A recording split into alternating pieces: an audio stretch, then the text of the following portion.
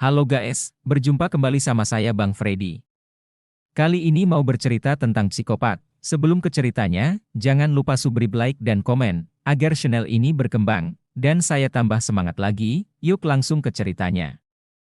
Sebuah ruangan remang-remang yang dipenuhi lukisan-lukisan yang meresahkan, tempat sang protagonis menatap kosong ke kanvas, memikirkan langkah selanjutnya.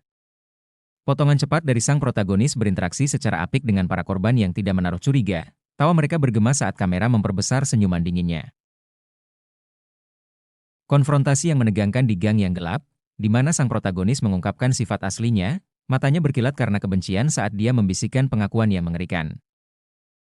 Kilas balik kenangan masa kecil, menunjukkan dinamika keluarga yang retak yang menandakan turunnya dia ke dalam kegilaan, diiringi musik yang menghantui. Tampilan jarak dekat dari objek berlumuran darah di tangannya, disandingkan dengan adegan tenang saat dia membantu orang lain, menciptakan kontras yang mencolok. Pengejaran panik di jalanan berkabut, kamera menangkap kepanikan di mata korban saat bayangan protagonis semakin dekat. Sang protagonis duduk dengan tenang di ruang interogasi polisi, senyuman licik terlihat di wajahnya saat dia membuat jaring kebohongan. Keheningan yang menakutkan memenuhi hutan yang gelap saat sang protagonis berjalan melewatinya, membisikkan rahasia kepada dirinya sendiri yang bergema dengan tidak menyenangkan. Bola lampu yang berkedip-kedip memberikan bayangan pada wajah protagonis saat dia menatap ke cermin, melatih ekspresi pesona dan ancaman yang berbeda. Momen intens di kafe yang ramai, saat sang protagonis bertatapan dengan orang asing, mengisyaratkan obsesi yang menyimpan. Adegan gerak lambat dari protagonis yang berjalan menjauh dari ledakan, ekspresinya tidak berubah, menunjukkan ketidakpedulian dinginnya. Panggilan telepon yang mengerikan di mana sang protagonis dengan tenang mendiskusikan kejahatan baru-baru ini, suaranya terdengar penuh percaya diri sementara yang lain gemetar ketakutan. Sebuah montase pertemuan sosial, memperlihatkan sang protagonis membaur, tertawa bersama teman-temannya, sementara pikiran-pikiran gelap berputar-putar di benaknya. Sang protagonis berdiri di depan dinding yang dipenuhi foto para korbannya, menelusuri wajah mereka dengan jari, tenggelam dalam obsesinya.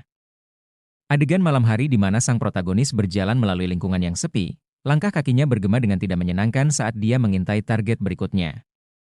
Momen konflik internal yang dahsyat, saat sang protagonis terpecah antara keinginannya dan rasa bersalah sesaat, yang ditangkap melalui ekspresi wajahnya yang bermasalah dari jarak dekat. Layar memudar menjadi hitam, dan kami mendengar suara sirene di kejauhan semakin keras. Kamera perlahan memperlihatkan sang protagonis duduk sendirian di ruangan putih bersih, ekspresinya merupakan campuran antara kepuasan dan keputusasaan. Dia memandang keluar jendela kecil, di mana bayangan lampu polisi berkelap-kelip, menyinari wajahnya, saat dia mulai tersenyum, suara yang menghantui menggemakan pemikirannya yang mengerikan, mereka tidak akan pernah mengerti. Aku hanya berbeda. Kamera memperbesar matanya, yang berkilau dengan intensitas luar biasa, membuat pemirsa gelisah. Terakhir, layar berubah menjadi hitam dengan suara detak jantung, disusul judul film yang tampil dengan huruf tebal dan meresahkan. Adegan penutup ini membuat penonton mempertanyakan sifat jahat dan pikiran seorang psikopat. Film ini mengeksplorasi bagaimana kejahatan dapat terwujud dalam bentuk tak terduga, menantang persepsi tentang siapa yang bisa menjadi penjahat, isolasi versus koneksi. Ini menyoroti kesepian yang dapat menyertai pikiran yang terputus, menekankan perjuangan antara keinginan untuk terhubung dan ketidakmampuan untuk berempati, fasad kenormalan, kemampuan protagonis untuk berbaur dengan masyarakat berfungsi sebagai pengingat bahwa penampilan bisa menipu, bahaya bisa bersembunyi di balik senyuman menawan, konsekuensi trauma. Film ini menggambarkan bagaimana trauma yang tidak terselesaikan dapat mengarah pada perilaku destruktif, mendorong pemirsa untuk merenungkan pentingnya kesehatan mental. Ambiguitas moral, ini menimbulkan pertanyaan tentang moralitas, mendorong penonton untuk mempertimbangkan kompleksitas perilaku manusia dan garis tipis antara yang baik dan yang jahat. Pencarian kontrol, tindakan protagonis mungkin mencerminkan kebutuhan mendalam akan kontrol di dunia yang tidak dapat diprediksi, mengungkapkan sisi gelap psikologi manusia. Memahami versus menilai. Film ini mendorong pemirsa untuk memahami daripada sekadar menilai mereka yang berjuang dengan kesehatan mentalnya, menumbuhkan empati.